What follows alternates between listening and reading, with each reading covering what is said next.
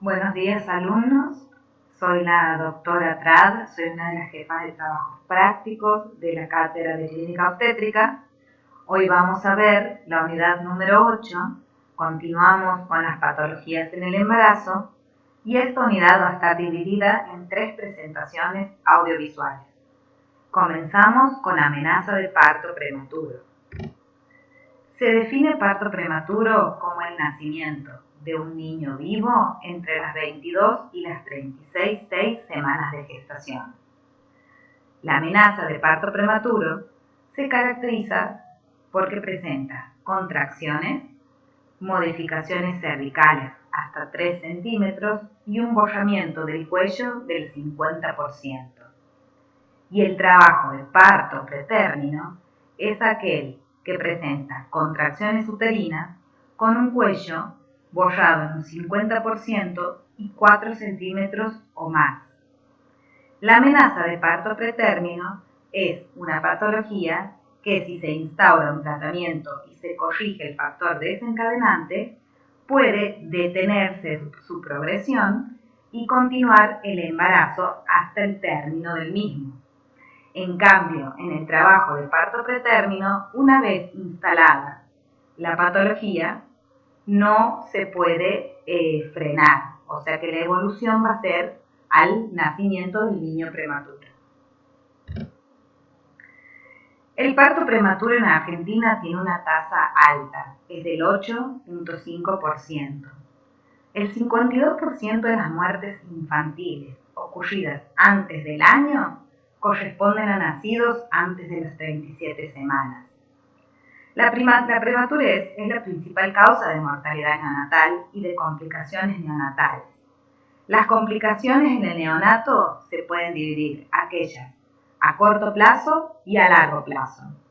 Las a corto plazo son la depresión al nacer, el síndrome de distrés respiratorio, la hemorragia interventricular, la sepsis, la retinopatía del prematuro, la ictericia y la enterocolitis necrotizante. A largo plazo podemos tener parálisis cerebral, displasia broncopulmonar, retraso madurativo y otras. La clasificación del niño prematuro guarda una íntima relación entre la edad gestacional y el peso al nacer. Por lo tanto, según el peso al nacer, podemos clasificarlos en aquellos recién nacidos de muy bajo peso, aquellos que nacen con menos de 1,5 kilos, los nacidos de extremo bajo peso o prematuros extremos, cuando pesan menos de 1 kilo o son menores de 28 semanas, y los recién nacidos micronatos o neonatos fetales son aquellos que pesan entre 500 y 750 gramos.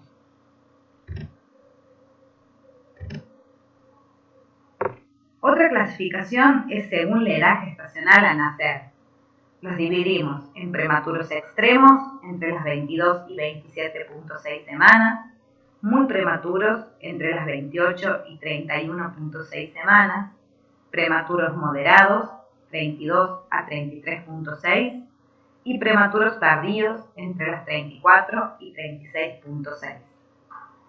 Y otra clasificación va a ser según el tipo de nacimiento, que puede ser el idiopático o espontáneo, que corresponde a un 40-50% de los nacimientos, el asociado a rotura prematura de membrana y el indicado, aquel en donde la finalización del embarazo se realiza antes del término por alguna patología materna o fetal.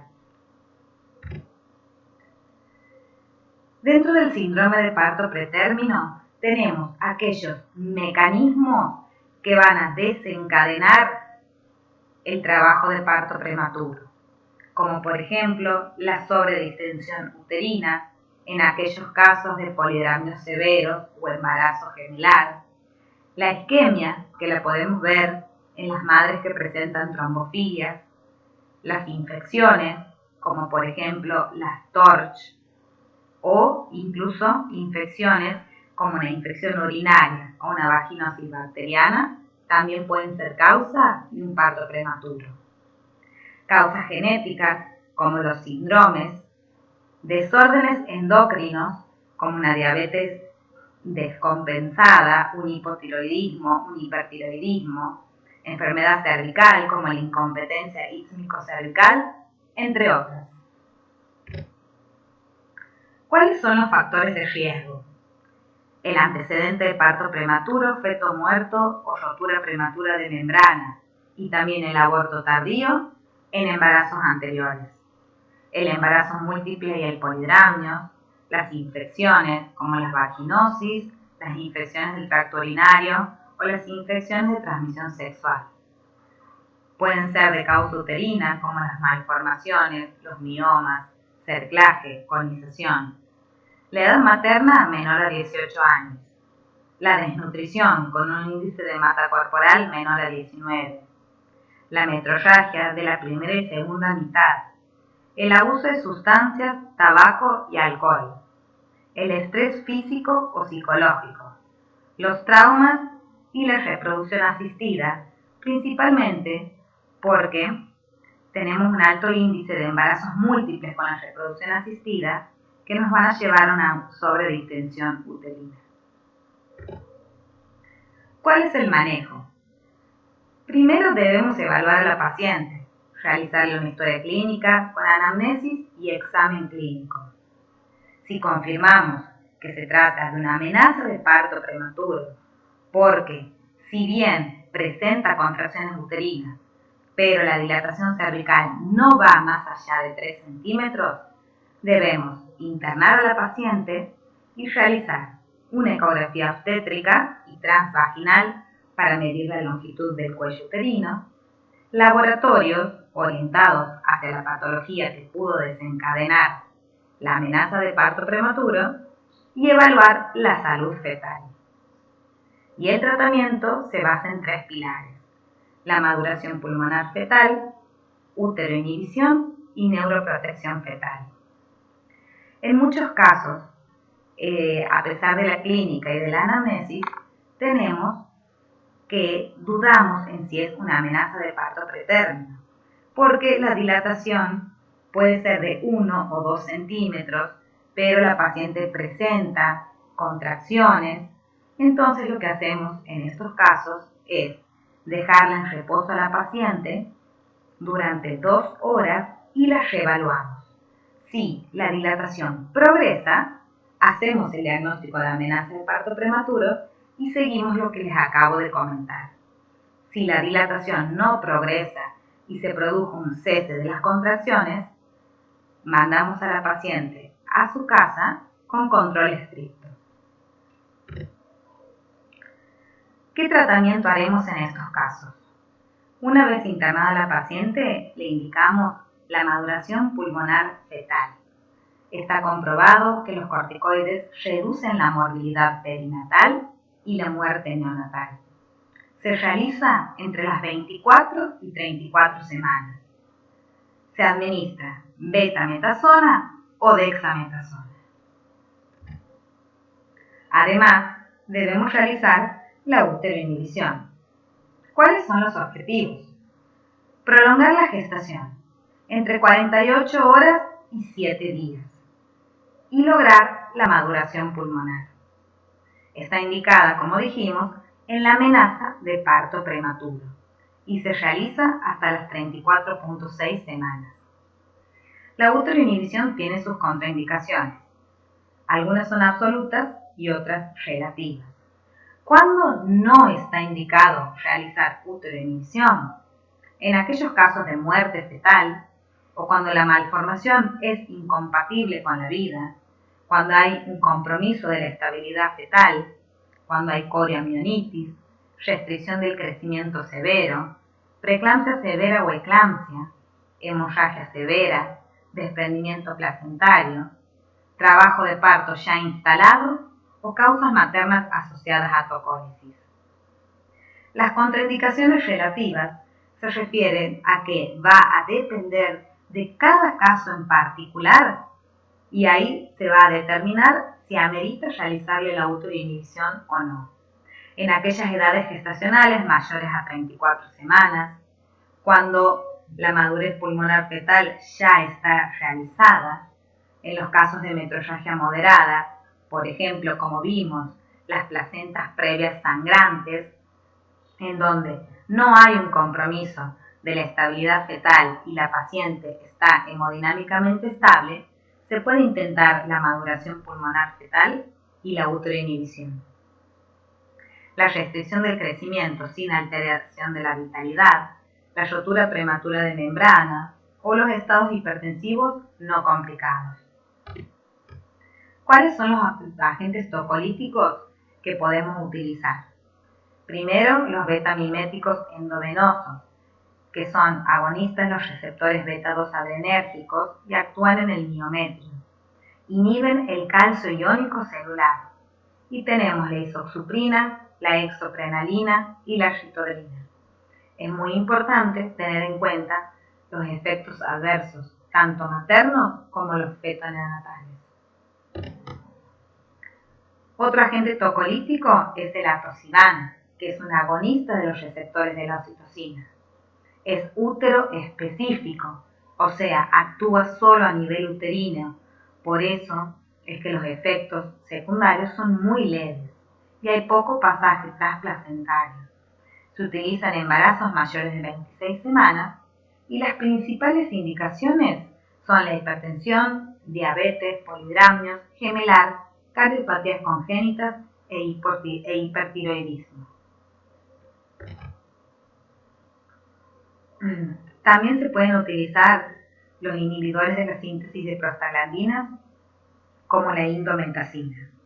La indometacina se utiliza entre las 32 y las 34 semanas. Y el principal efecto adverso que tiene es que produce el cierre precoz del ductus arterioso. También se puede utilizar los bloqueantes cálcicos como la nifedipina. Se administran por vía oral, no sublingual, porque pueden producir una hipotensión severa, cada 30 minutos hasta el cese de las contracciones. Otro agente tocolítico es la progesterona micronizada, pero solo se utiliza en aquellas pacientes que presentan el cuello corto o que tienen el antecedente de un parto prematuro en el embarazo anterior. Solo para prevención. No se utiliza si ya se instaló el cuadro de amenaza de parto prematuro. Relaja la fibra miometrial y se administra por vía oral o vaginal, prefiriéndose la vía vaginal. Solo que en algunos casos, como por ejemplo, si la paciente presenta metrorragia o rotura prematura de membranas, no se va a poder utilizar la vía vaginal y en esos casos se utiliza la vía oral.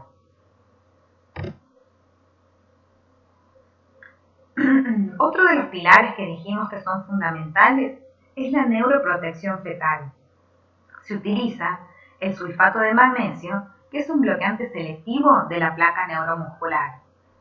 Reduce entre un 40 o un 45% el riesgo de parálisis cerebral y disfunción motora gruesa. Es una intervención segura y de costo-beneficio. ¿Cuáles son las indicaciones?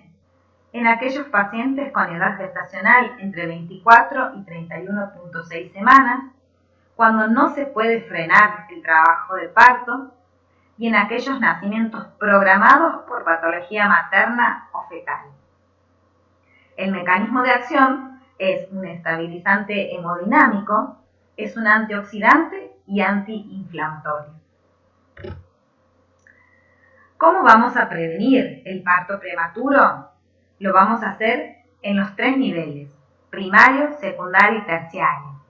A nivel primario es la prevención que se debe indicar a toda embarazada independientemente de sus antecedentes, que son los suplementos nutricionales, el cuidado odontológico, pesquisa de infecciones, pesquisa de vaginosis bacteriana y aconsejar sobre el estilo de vida. La prevención secundaria la vamos a realizar en aquellas pacientes con antecedentes de partos prematuros en embarazos anteriores. Vamos a hacer hincapié en el estilo de vida, en que haga reposo, en suplementos vitamínicos y en una buena dieta.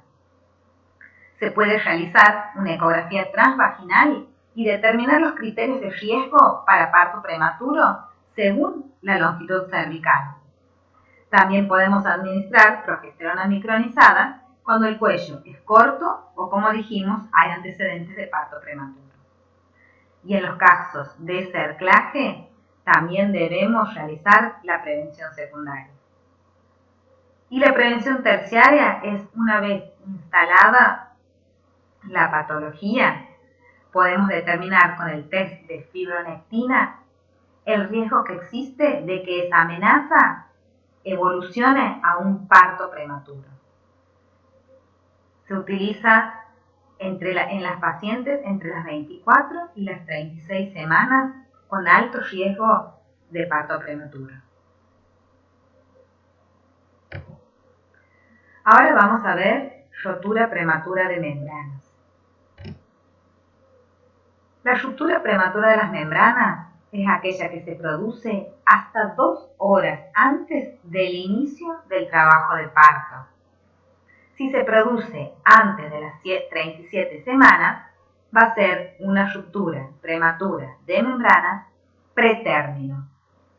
El periodo de latencia se refiere al tiempo que transcurre entre la ruptura de las membranas y el inicio del trabajo de parto, que por lo general tiene una duración de 7 días.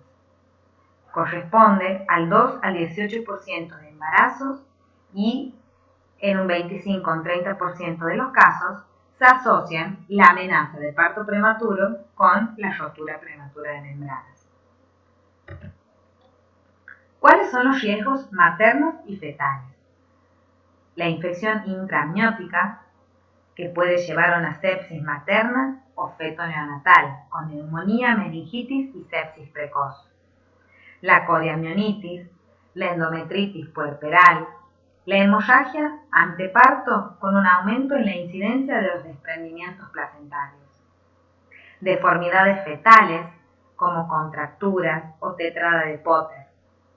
La hipoplasia pulmonar por el oligoamnio severo que impide el desarrollo de los pulmones. Complicaciones a nivel del cordón umbilical, las presentaciones anómalas o distóxicas y la hemorragia posparto por atonía uterina. La etiología es multifactorial. Las dos teorías es que se producen por una infección intraamniótica subclínica en hasta un 60% de los casos. También puede ser por una debilidad en la formación de las membranas por defectos del colágeno.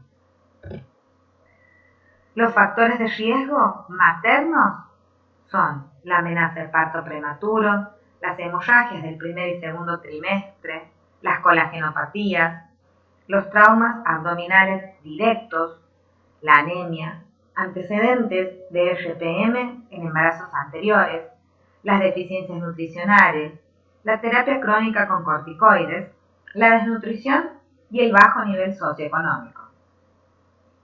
Y los riesgos uteroplacentarios son las anomalías uterinas, el desprendimiento placentario, la incompetencia ístmica cervical, la conización, el acortamiento del cuello. Cuando mide menos de 2,5 centímetros hay mayor riesgo de rotura de membranas. La sobredistensión uterina, la infección intraamniótica y los múltiples exámenes vaginales.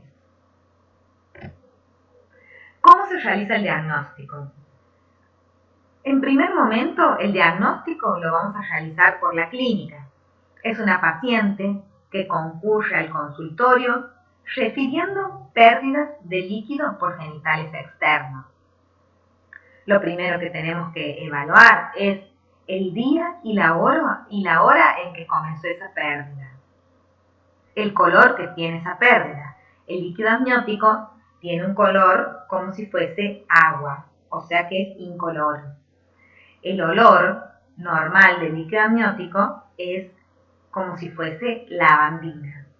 Esto es importante determinar porque muchas veces, sobre todo en embarazos avanzados, se producen incontinencias de orina por la presión que ejerce el útero sobre la vejiga y la paciente puede confundirlos con rotura de bolsa.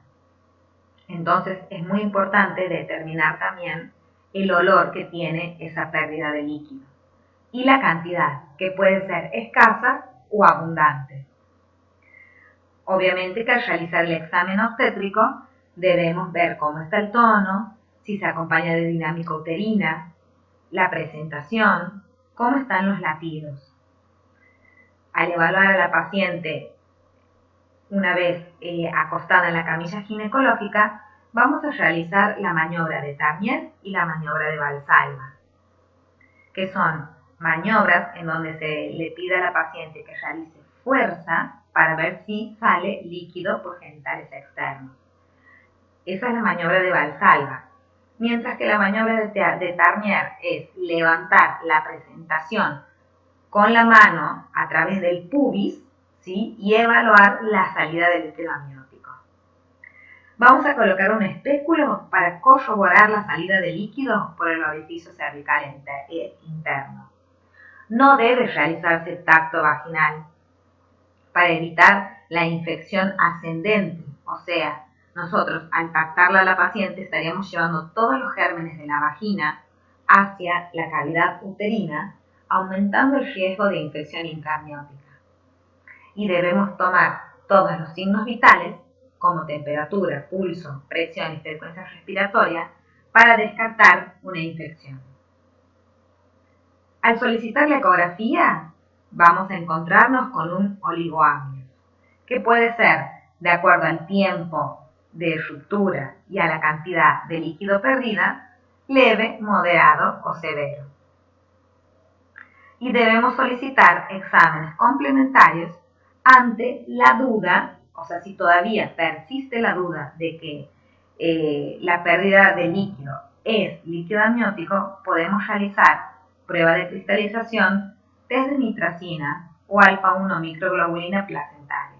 Estas pruebas ustedes las pueden encontrar en cualquier libro de obstetricia si les interesa profundizarlas. ¿Cómo realizamos el manejo? Toda paciente a la que se le confirme la rotura prematura de membrana debe ser internada. Debemos confirmar la edad gestacional, indicar el reposo absoluto, controlar los signos vitales y, como dijimos, solicitar ecografía, laboratorio y evaluar salud fetal, que lo vamos a realizar a través del perfil biofísico y con el monitoreo anteparto. Con respecto al tratamiento, el principal tratamiento que se realiza es la antibiótico terapia, que tiene sus ventajas, principalmente porque reduce la infección materna, retrasa el parto, reduce los porcentajes de infecciones neonatales, reduce los porcentajes de distrés respiratorio, reduce las secuelas neurológicas mayores, reduce la mortalidad antenatal y neonatal, y no se debe utilizar en estos casos la amoxiclavulánico por riesgo de enterocolitis microtesante. En amarillo ustedes ven los esquemas antibióticos que se pueden realizar. Por supuesto, si la ruptura se produce antes de las 34 semanas, se debe realizar además la maduración pulmonar fetal, cuyo esquema ya fue visto en amenaza de parto prematuro. ¿Cuáles son los criterios de finalización?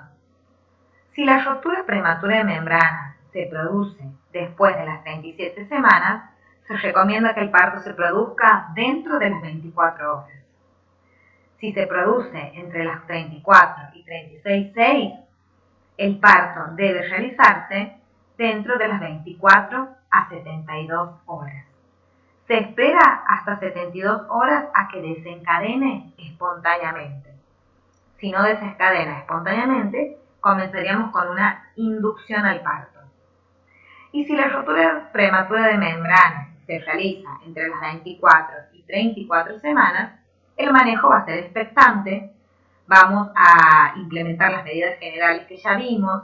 Hay que pesquisar infecciones con cultivo de flujo, orocultivo, control ecográfico semanal, antibiótico terapia y, como dijimos, ultrainhibición, maduración pulmonar fetal y neuroprotección fetal. ¿Cuál va a ser la vía de finalización? ¿Parto o cesárea? La rotura prematura de membranas no es una contraindicación para el parto vaginal. Por lo tanto, vamos a evaluar las condiciones obstétricas y el puntaje de Bishop. Si esto es favorable, vamos a realizar un parto vaginal. ¿Cuáles son los criterios de finalización de manera inmediata, independientemente de la edad gestacional? La coriamionitis clínica, la muerte fetal, el deterioro de la salud fetal, malformaciones incompatibles con la vida y el desprendimiento placentario. ¿Qué es la coriamionitis?